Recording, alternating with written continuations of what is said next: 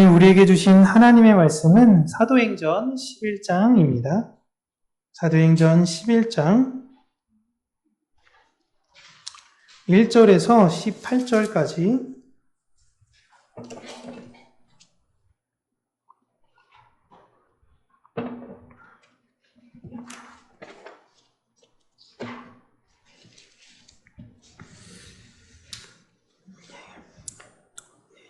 다 찾으셨죠? 우리 함께 읽겠습니다.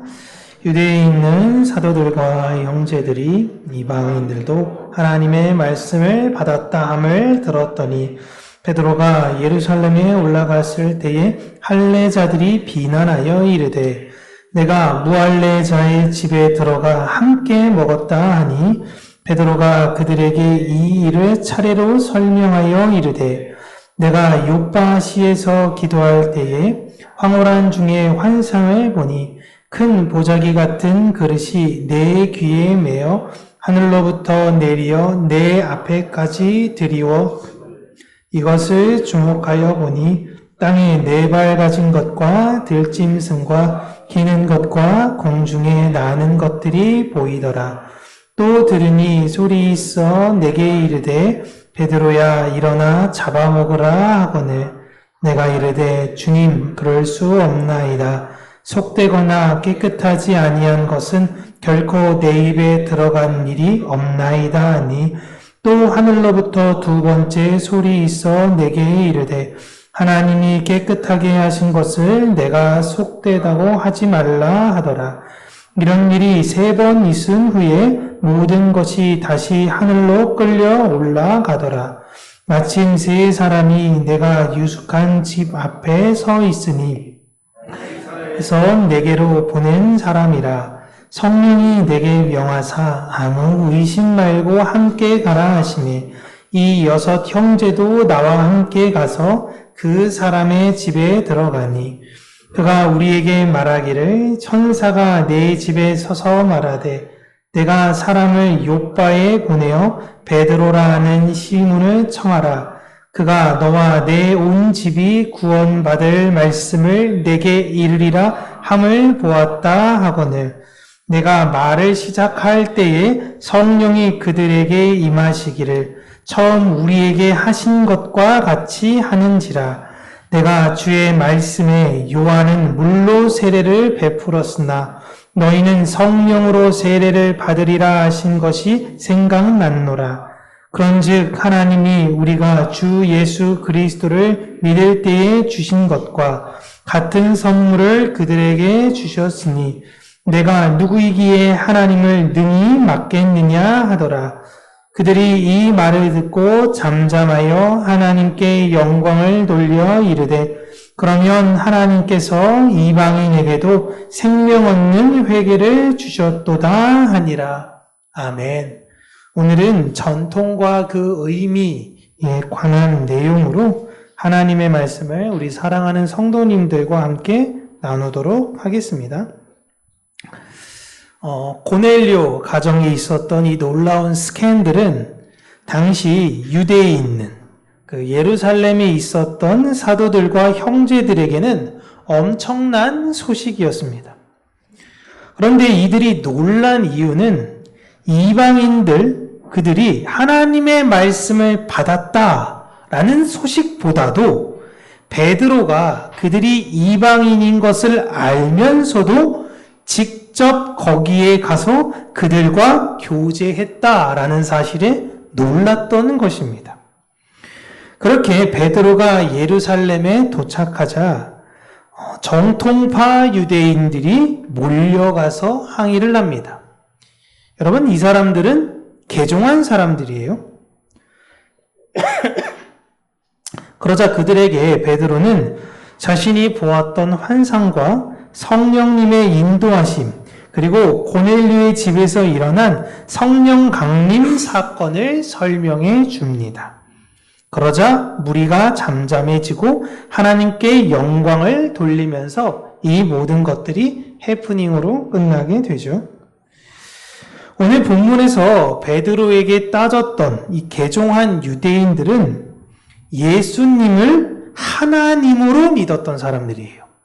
그러니까 예수님을 하나님이십니다 라고 영접한 사람들입니다. 여러분, 유대인들에게 있어서 하나님은 한 분이십니다. 하나님은 한 분이세요. 이건 타협의 내용이 아닙니다. 한 분 아니라는 거에 절대 동의할 수가 없어요.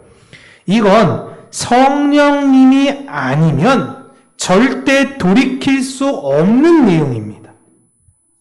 이렇게 어마어마한 변화를 이분들은 겪은 거예요. 평생을 하나님 한 분만 계신 줄 알았는데, 어머, 예수님도 하나님이셔? 그러면 하나님이 두 분이야? 라는 걸 믿게 된 거거든요. 그런데 이분들도 이번 사건은 이해하지 못했던 거예요. 이걸 볼 때 우리는 무슨 생각을 해야 되느냐? 어마어마한 우리의 변화를 겪었어요. 내가 예전에는 예수님, 하나님 모르고 이 세상 살았다가 이제는 하나님, 예수님 믿는 사람으로 살았지만 그것으로 끝난 것이 아니라 계속 변화되는 삶을 살아야 한다라는 걸 사도행전은 우리에게 이야기하고 있는 것입니다. 이들이 베드로에게 항의한 내용은 율법의 내용 같아 보여요. 하지만 정확하게 이야기하면 율법에 대한 전통적 해석에 따른 것입니다. 우리나라에서도 사실 이런 전통적 해석이 있어요. 가장 대표적인 것 중에 하나가 바로 술과 담배라는 문화죠. 사실상 여러분, 이 술과 담배가 우리의 구원과 무슨 상관이 있나요? 조선 후기 때 예배 끝나고 양반이나 모든 분들 다 모여서요, 곰방대로 담배 피웠어요. 예배 끝나고. 그리고 끝나고 나서 농사 끝나고 나면 다 탁주 한 잔씩 드셨습니다. 이게 불과 이렇게 된 건 100년밖에 안 됐어요. 일제강점기를 겪으면서 이게 기독교의 어떤 전통이 되어져 버린 것이죠. 율법에서 부정한 것은 대표적으로 음식과 제사에 관한 것인데요. 부정한 동물, 돼지, 이런 것들이요. 이런 동물은 제사에 활용할 수도 없을 뿐더러 절대 먹어서도 안 되고 만져서도 안 됩니다. 근데 이 부정한 동물을 음식으로 만들고 먹은 사람들은 당연히 부정하게 되는 것이에요. 율법에서는 여러분, 이방인을 금지하지 말아라 라고 이야기하는 것이 아니라 부정한 사람들을 금지해야 한다라는 것입니다. 이게 굉장히 내용이 커요, 여러분. 그런데 이방인의 절대적 다수가 부정한 동물을 먹고 부정한 행위를 하지만 그렇다고 이방인과의 교제를 금지하라는 것은 율법의 내용이 아닙니다. 그러니까 율법은 이방인을 차별해라 라고 하지 않았습니다. 부정한 것을 만지지 말고 먹지 말아라는 거예요. 근데 이방인이 대표적으로 그렇게 했던 것이죠. 두 번째로 결혼에 관한 내용입니다. 신명기 말씀, 물론 출애굽기에도 비슷하게 있지만 신명기 말씀 보면 신명기 7장 2절에서 4절입니다. 함께 읽을게요. 내 하나님 여호와께서 그들을 내게 넘겨 내게 치게 하시리니 그때 너는 그들을 진멸할 것이라. 그들과 어떤 언약도 하지 말 것이요 그들을 불쌍히 여기지도 말 것이며 또 그들과 혼인하지도 말지니 내 딸을 그들의 아들에게 주지 말 것이요 그들의 딸도 내 며느리로 삼지 말 것은 그가 내 아들을 유혹하여 그가 여호와를 떠나고 다른 신들을 섬기게 함으로 여호와께서 너희에게 진노하사 갑자기 너희를 멸하실 것임이니라. 아멘. 하나님이 진노하신대요. 갑자기 멸망케 하신다라는 겁니다. 이 신명기 말씀은 가나안 목전에 앞둔 두 번째 이스라엘 세대들에게 하신 말씀이에요. 가나안에 너희가 들어가게 될 때에 그들과 전쟁을 하게 될 텐데 절대 그들과 언약을 맺지 말라라는 것입니다. 사실상 결혼이라는 것은 외교적 수단이거든요. 외교적 수단. 그들과 외교적 관계를 맺으면 안 된다라는 거예요. 적대적 관계를 해야 된다라는 것이죠. 그 외교적 관계 언약의 핵심이 바로 결혼입니다. 그들과 언약을 맺으면 안 되는 것이 언약을 맺으면 그냥 가족이에요. 유대인은 하나님 안에서 하나 되어야 하는데 지금 하나님 아닌 신을 가지고 오니까 너희들은 분명히 문제가 될 거야. 너희들이 갖고 있는 지금의 나를 향한 믿음을 가지고 오만하거나 교만하면 안 돼. 저는 타협 안 할 것 같은데 이 사람들이랑도 잘 지내도 저는 제 신앙 잘 지킬 것 같은데요. 이렇게 함부로 교만한 생각하지 말라는 것입니다. 물론 하나님은 모압 여자 룻을 통해 하나님 안으로 들어오는 이방인은 허용하셨어요. 그녀를 통해 예수 그리스도의 언약을 이어가셨습니다. 근데 여러분, 하나님께서 경고하신 내용은 이방인과의 언약, 그 약속을 통해 너의 이익을 채우려고 했던 그 마음이에요. 내 안에 교만, 내 안에 유익. 그 결과 여러분 아주 엉망진창이 되어져 버렸습니다. 그게 사사기잖아요. 이런 율법의 내용이 남유다 망하기 전에도 엉망이었지만 바벨론 포로기 이후로 너무 심각하게 무너져 버렸습니다. 2차 포로 귀환을 했던 에스라가 돌아와서 이제 새롭게 개혁을 단행하려고 하는데요.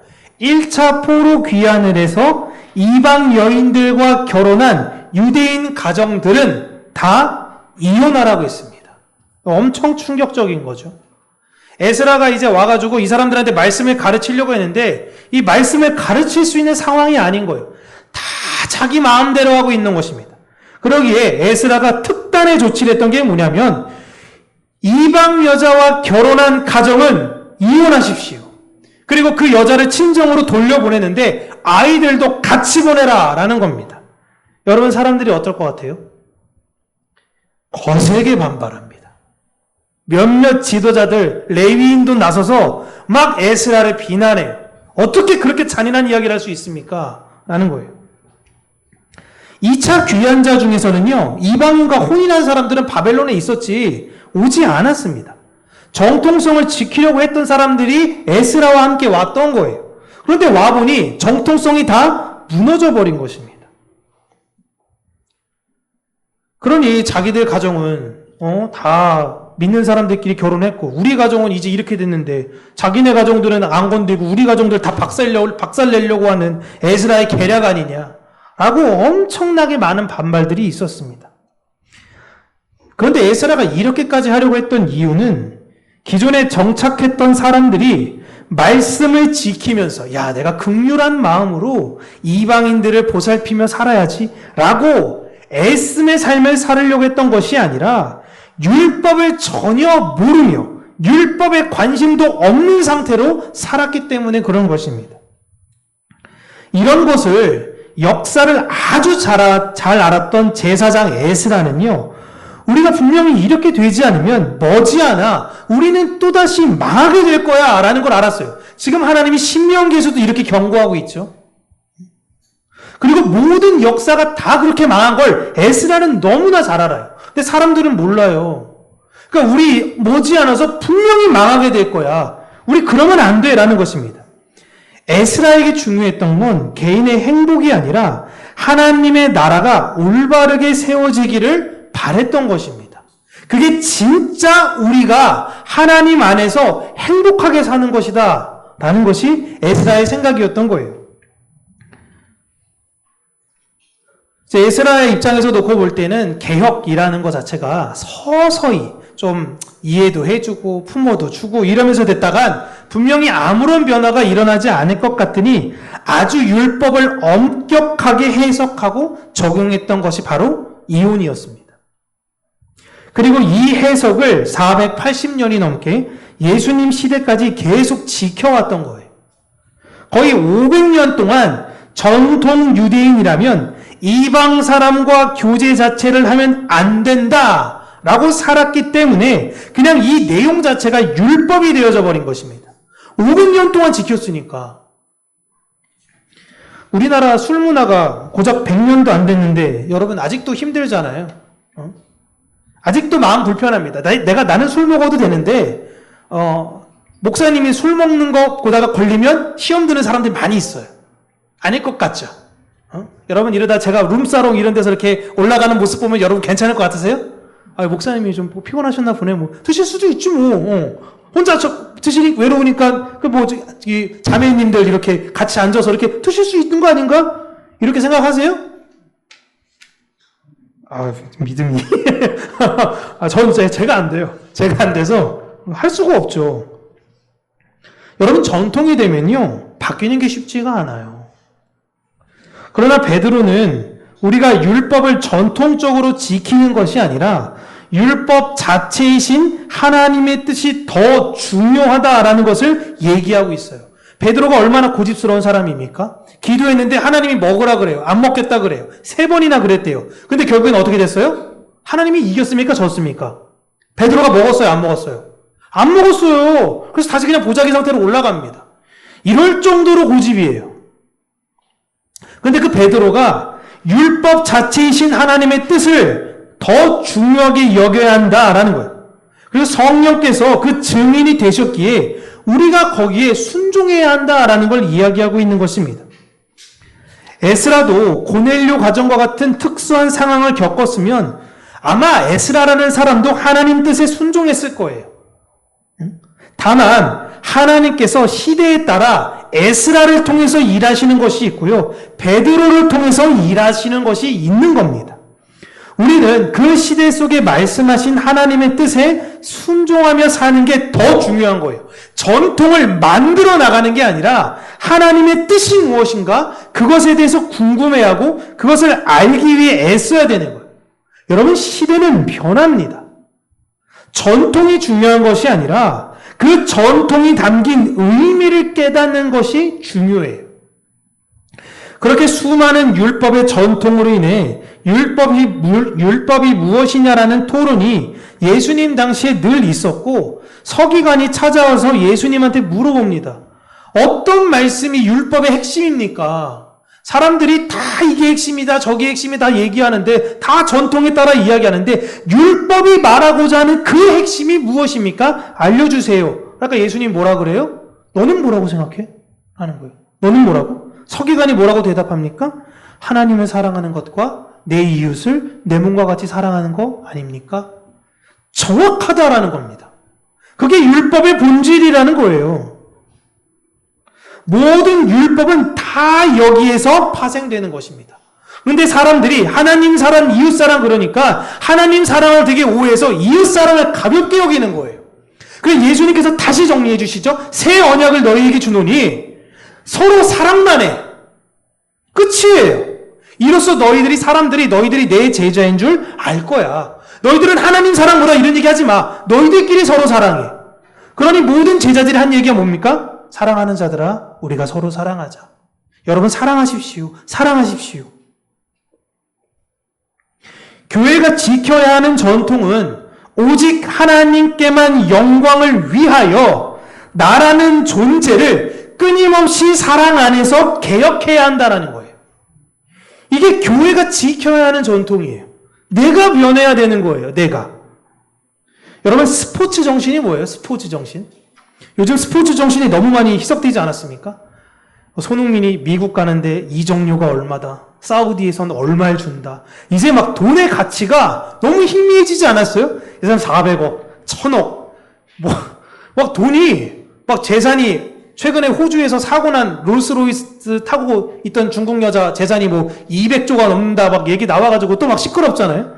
돈이 이제 돈이 아니에요. 막 지금. 이런 시대가 됐어요.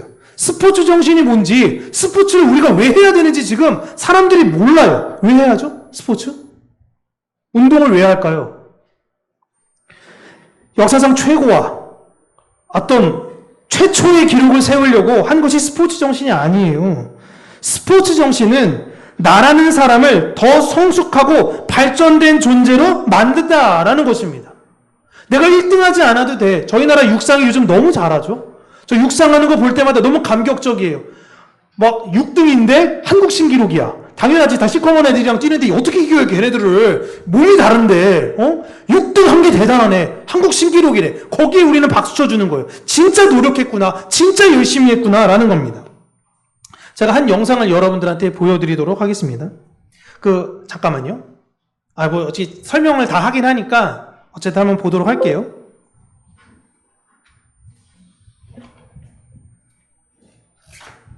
일본 여자 릴레이 마라톤 대회. 주자를 기다리던 선수가 눈물을 흘립니다. 바로 동료 선수가 무릎으로 기어오고 있었기 때문인데요. 두 번째 주자였던 이다 레이 선수는 300m를 남기고 넘어져 버렸습니다. 심지어 오른발 골절상까지 당했죠. 하지만 이다 레이 선수는 포기하지 않았습니다. 감독이 두 차례나 기권을 권유했지만 끝까지 무릎으로 기어갔습니다. 무릎이 피로 물들어도 멈추지 않았습니다. 자신을 기다리고 있는 동료에게 바통을 전하기 위해서였죠. 그리고 끝내 바통을 전달하는데 성공했습니다. 이이다 레이 선수의 팀은 총 27개 참가팀 중 21위를 기록했는데요. 비록 순위는 높지 않았지만 끝까지 포기하지 않는 모습이 정말 감동적이었습니다.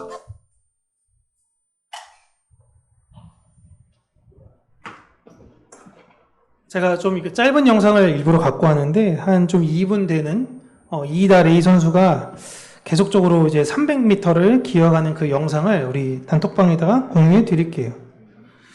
대단하지 않습니까?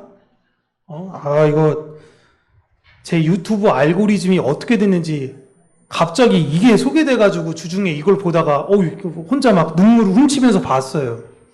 제 아내한테 보여줬죠. 아내한테 보여줬는데 아내도 울고 정은데 이이다 레이는 선수와 이 팀은 기록으로 볼 때 완전 실패한 거 아닙니까? 어차피 21등 할 건데 포기하는 게 빠른 거 아니에요? 어차피 안 될 거 왜 포기하지 않았을까요? 여러분 이미 발목이 골절됐어요. 오른쪽 발이 부러져가지고 뛸 수가 없습니다. 이제 누가 뭐라고 할 수도 없어요. 어떡합니까? 그런데 이 선수는 끝까지 가서 자신의 일을 마칩니다. 그렇게 이 사람은 자신을 극복했어요. 더 성장하게 된 거예요. 여러분 이게 스포츠 정신이에요. 요즘 너무 모든 게 쉽게 포기하는 시대가 되지 않았습니까? 의대 가는 거 힘들어. 학교 자퇴할래. 뭐 하는 거 어려워. 그냥 그만둘래. 회사가 자꾸 날 힘들게 하네. 그만둘래. 너무 힘들어. 힘든 거 다 알아요. 그 괴로운 것도 다 압니다. 어차피 안 되는 거 해봤자.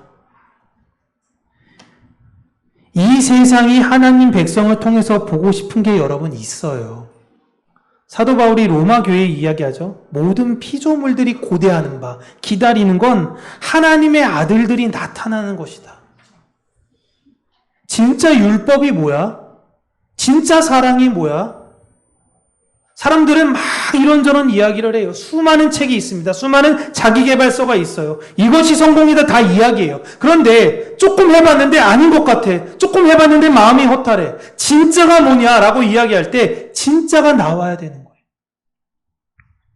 여러분 베드로가 자신의 생각이 틀렸다고 인정했을 때 무너졌습니까? 사람들 앞에서 여러분 내 생각이 틀렸더라고요 라고 이야기합니다. 그때 베드로의 인격이나 베드로의 모든 것이 다 무너졌습니까? 아니에요. 도리어 성장하게 되었습니다. 그와 함께 갔던 사람들도요, 함께 성장하게 됐고요. 예루살렘에서 물어봤던 자들도 성장하게 되었어요. 모두가 누가 1등이냐, 누가 신기록을 세웠느냐, 누가 레전드냐, 라고 외치는 시대 속에 신기록 아니고 1등 아니고 레전드 아니면 그냥 의미 없는 거 아닙니까? 그냥 포기해버려야지. 대기업 안 들어가면, 좋은 대학 안 들어가면, 그런 거 안 들어가면 그냥 인생 끝난 거 아닌가요? 라고 하는 시대 속에 나 자신을 이기기 위해서 달렸던 이이다 레이의 모습. 우리가 헝클어지고 무너질 수 있어요. 그러나 계속 기어가야 되는 것이죠. 제 딸을 오마주했습니다. 소영이가 만약에 저런 상황에서 저렇게 네 발로 기고 가고 있을 때에 아빠인 내가 만약에 그 곁에 있다면 난 무슨 이야기를 해야 될까? 포기해! 라고 해야 될까? 아니면 그래도 끝까지 가! 라고 할 때 라고 해야 될까? 여러분이면 어떤 말을 하시겠어요? 내 사랑하는 애가 무릎에 피가 나고 있고 손바닥이 다 까져가고 있고 여러분 30m도 못 걸 여기 30m도 있는데 여러분 아스팔트예요. 아스팔트 300m를 어떻게 기어갑니까? 무릎이 진짜 어떻게 해야 돼요? 그땐 나는 포기하라고 해야 되냐? 아니면 힘내. 얼마 남지 않았어. 저는 아마 힘내라고 이야기할 것 같아요. 우리 하나님이 우리의 삶 가운데 우리가 지금 네 발로 기어가고 있는 힘든 상황 속에서 우리를 포기하지 마라고 이야기하고 계시는 거예요. 마음이 찢어지지 않는 게 아니에요. 너무 아파요. 하지만 무엇이 진짜 유익이고 성숙인지 알기 때문에 하나님은 우리에게 화이팅해 라고 이야기하는 겁니다. 이 세상은 우리에게 고난과 환난과 역경으로 무너뜨리려고 할 때에 하나님은 우리에게 즉각적으로 도와줄 수 있어요. 포기해. 그만해. 무릎 아파. 다 손 털고 일어나. 라고 할 수 있지만 하나님은 그렇게 하지 않으세요. 끝까지 걸어가. 조금만 더 힘내. 조금만 더.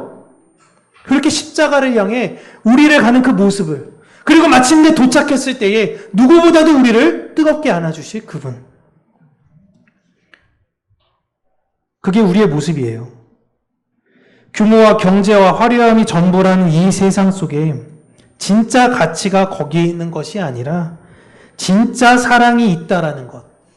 이 사랑 하나를 전통적으로 잘 유지하며 그 의미를 다음 세대들에게 또 내 삶 속에 잘 그려내는 여러분의 분투한 인생을 드러내며 사는 우리 평강교회 모든 분들 되시기를 주님의 이름으로 축복합니다.